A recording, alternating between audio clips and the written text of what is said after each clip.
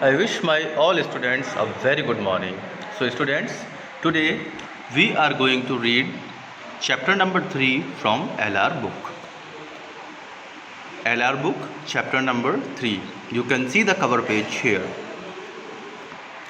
It is lesson 3, Maggie cuts her hair, written by George Eliot. So here the summary of the chapter is written. This story is written by George Eliot, a famous writer. In this story, a girl named Maggie is irritated by the scolding of her mother and so decided to cut her long locks. Long locks means here we are talking about hair of Maggie. Tom, her brother, helps her in her decision, but everything went wrong. Maggie was ashamed of her deeds, but at last her father supported her.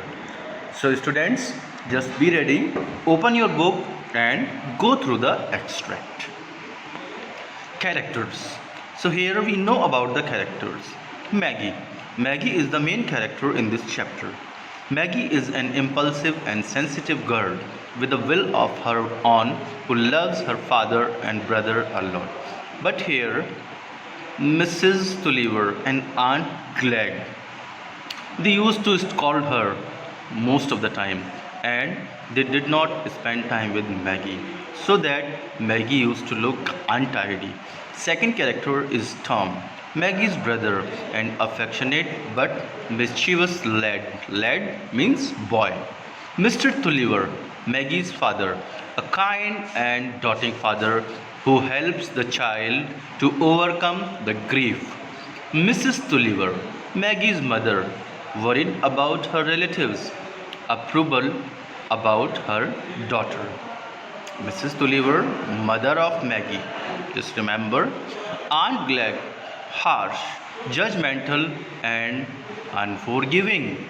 Uncle Glegg, sympathetic, whose words are intended to soften his wife's criticism. So here, as it is written that Mrs. Tulliver, who is worried about her relatives, so we should know the relatives are Aunt Glegg and Uncle Glegg.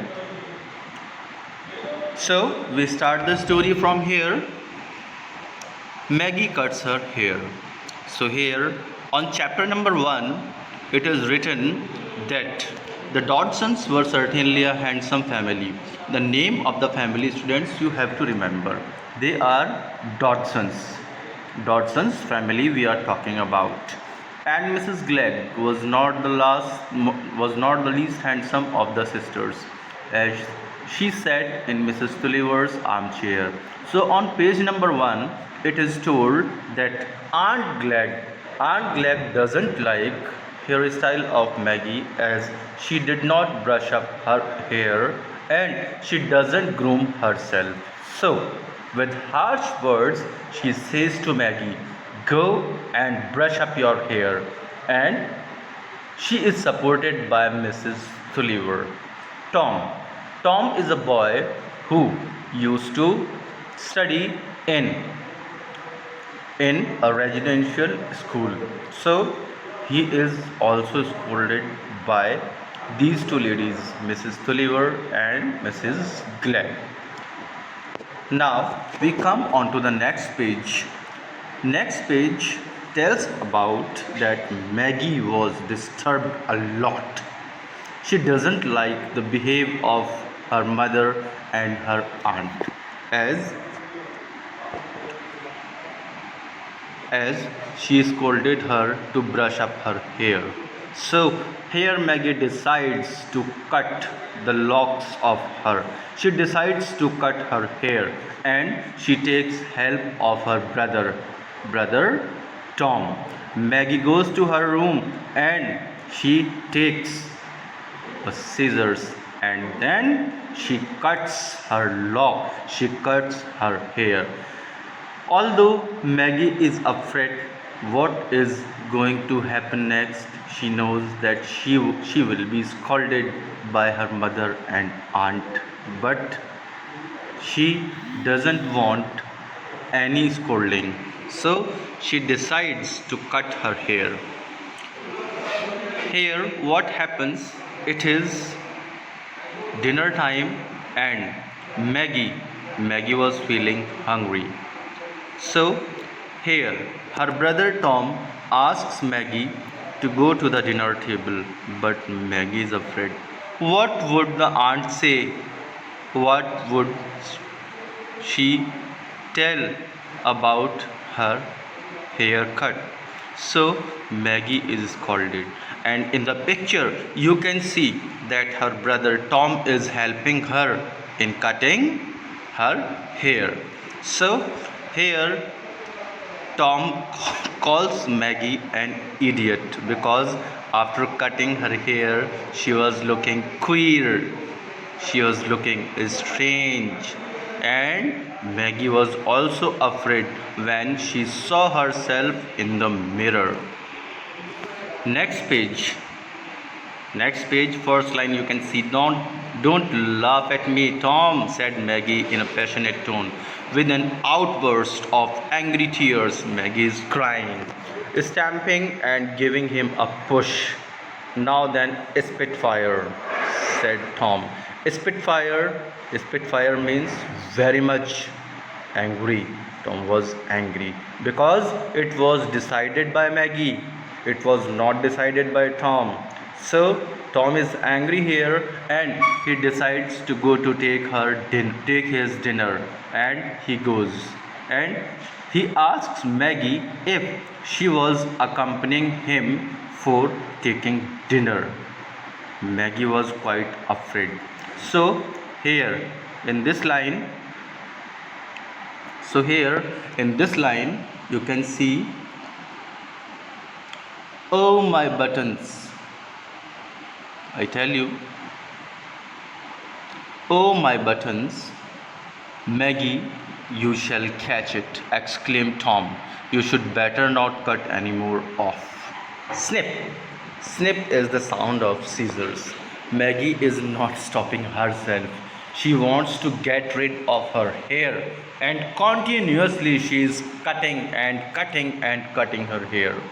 So here she finishes the work of cutting her hair.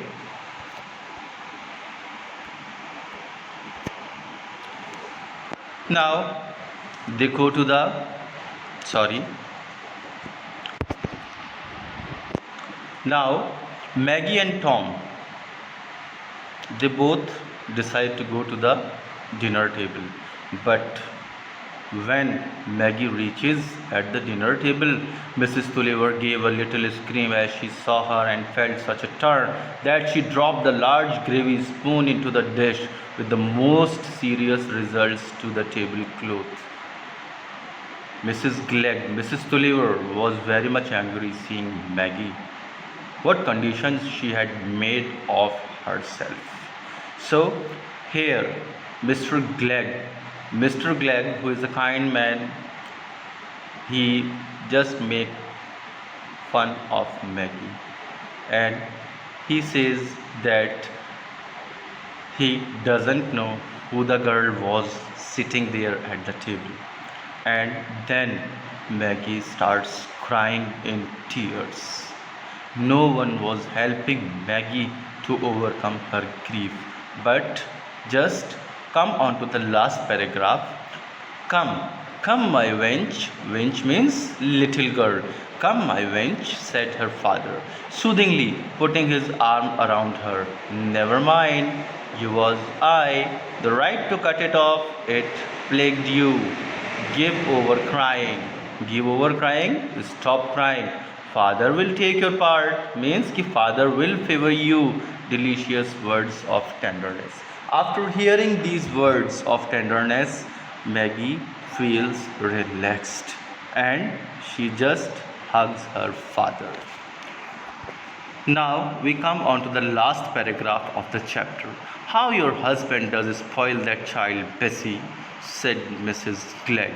Mrs. Glegg is a relative who is just behaving as she takes a lot care of Maggie. But as in the beginning I told you, it's a very long story and this is only an extract from George Eliot's Maggie Cuts Her Hair. So here Mrs. Glegg and Mrs. Tulliver, both they make themselves busy in grooming themselves only.